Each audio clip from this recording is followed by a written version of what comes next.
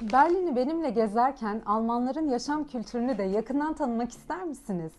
Bugün size turistik rotaları Alman kültürüyle harmanlayarak anlatacağım. Hem kaldığımız yeri göstereyim hem de size biraz kendimden bahsedeyim. Ben aslında Almanya doğumluyum. Çocukluğum burada geçti. Sonra Ankara'da Alman Lisesi'nden mezun oldum.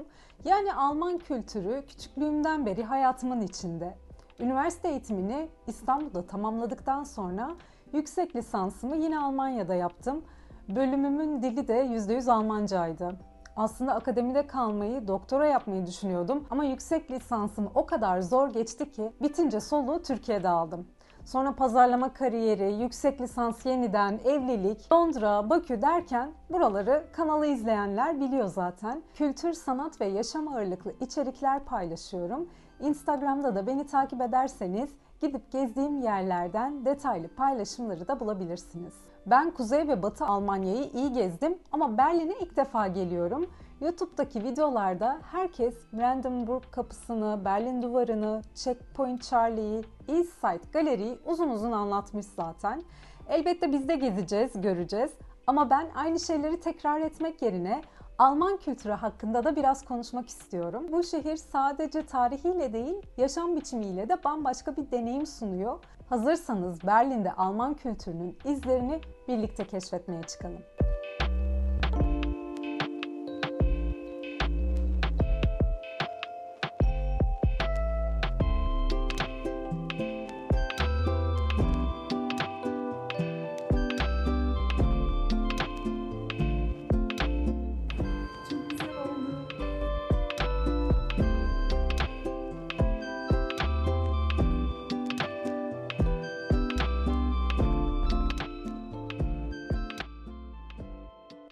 Alman kültürünü hep disiplin, kural, düzen üzerinden konuşuyoruz ama işin bir de Gemütlichkeit tarafı var. Bu kelimenin Türkçe'de tam karşılığı yok aslında ama en yakın anlamı huzurlu bir rahatlık, sıcak bir samimiyet ya da keyifli bir birliktelikte olabilir. Örneğin öğleden sonra yapılan kahve ve pasta molası Gemütlichkeit'in en güzel örneği. Bizdeki çay saati gibi ama biraz daha dingini. Gemütlichkeit kavramı 19. yüzyılın başlarındaki Napolyon Savaşları sonrası dönemde öne çıkmış. İnsanlar sade yaşamı yüceltmeye başlamışlar. Bu da iç huzur, aile ve sosyal birliktelik idealini beraberinde getirmiş. Almanya'nın en ünlü düşünürlerinden Goethe de yazılarında sık sık Gemütlichkeit'e vurgu yapar. Ona göre iyi yaşamın sırrı büyük ideallerin peşinde koşmakta değil, küçük anların kıymetini bilmektedir. Goethe'nin dediği gibi insan her gün en azından bir şarkı dinlemeli, güzel bir şiir okumalı, bir resme bakmalı ve mümkünse birkaç akıllıca söz söylemelidir.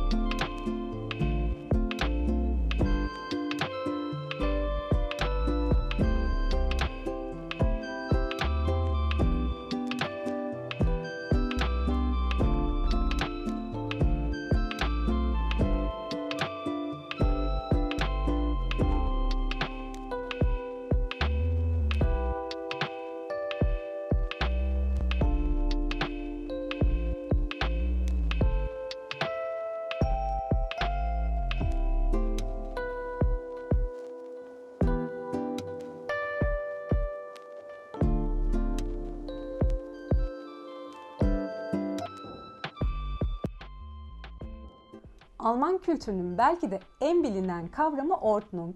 Türkçe'ye düzen, sistem, disiplin diye çevrilebilir. Ama aslında bundan fazlası. Ordnung, hayatın her alanında kuralların netlik ve planlamanın değerli sayılmasıdır. Berlin'de bile Almanya'nın en özgür ve biraz da kaotik şehri olarak bilinse de bu düzeni hemen hissedersiniz. Mesela metro ve trenlerde U-Bahn ve S-Bahn inanılmaz dakik. İnsanlar da tren beklerken belli bir düzenle durur, birbirlerini itip kalkmaz. O kadar alışmışlar ki bu sisteme, siz de hemen fark ediyorsunuz. Çöp ayrıştırma kültürü de var, renk renk çöp kutuları var ve herkes çöpünü dikkatlice ayırır. Geri dönüşüm Almanların düzen anlayışının çok önemli bir parçasıdır. Şehir planlamasında bile Ordnung var. Sokakların genişliği, parkların şehrin tam ortasında olması, yaya yolları. Yani düzen burada sadece kurallarda değil, şehrin mimarisinde de karşımıza çıkıyor. Almanların düzen anlayışını özetleyen en bilinen sözlerden biri Ordnung muss sein, yani düzen şarttır. Bu aslında sadece günlük hayatta değil, Alman düşünce tarihinde de çok önemli. Max Weber, modern toplumlarda düzenin ve bürokrasinin nasıl işlediğini en detaylı anlatan isimlerden biridir. Alman kültüründe düzen çok kıymetli ama Einstein'ın da dediği gibi biraz kaosa da yer bırakmak lazım. Siz ne düşünüyorsunuz?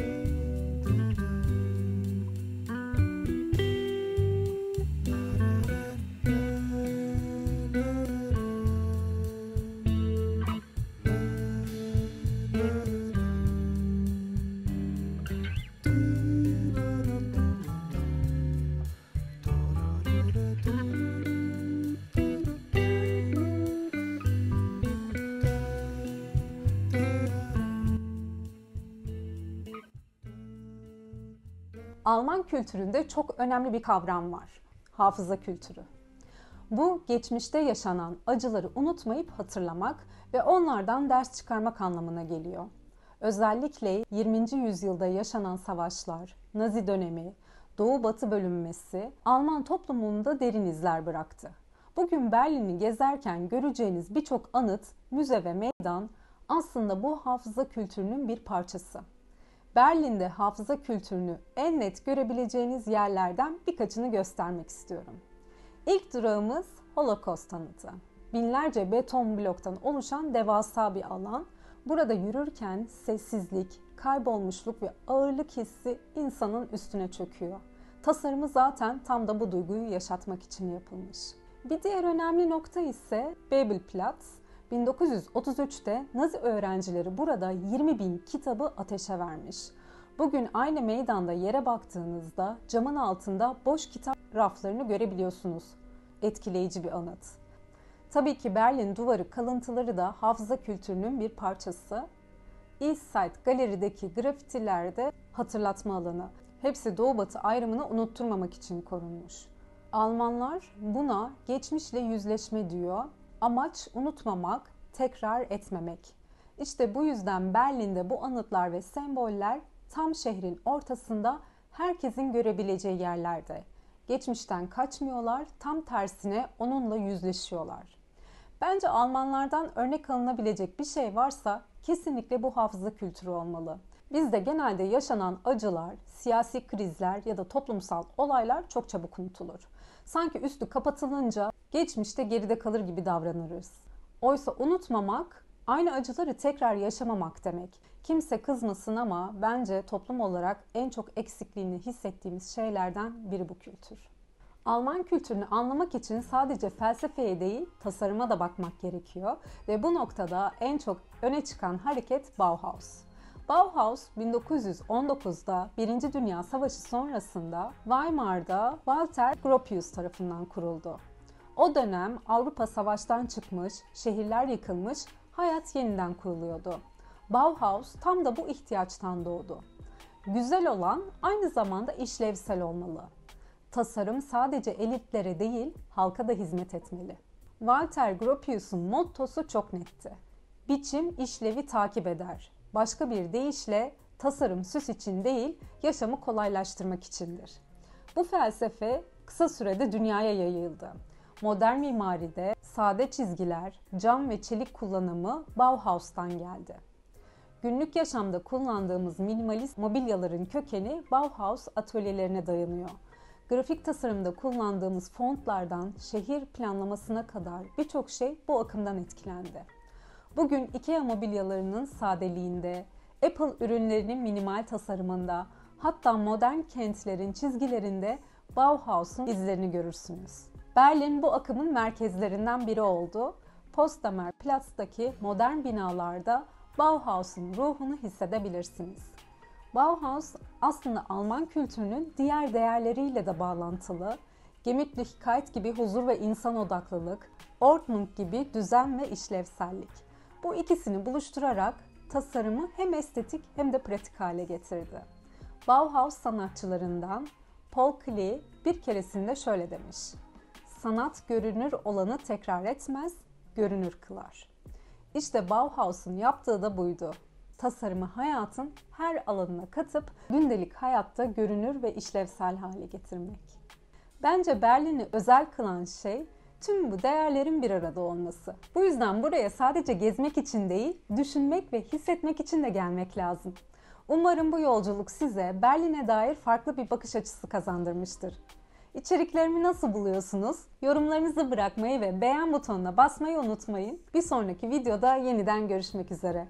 Auf Wiedersehen.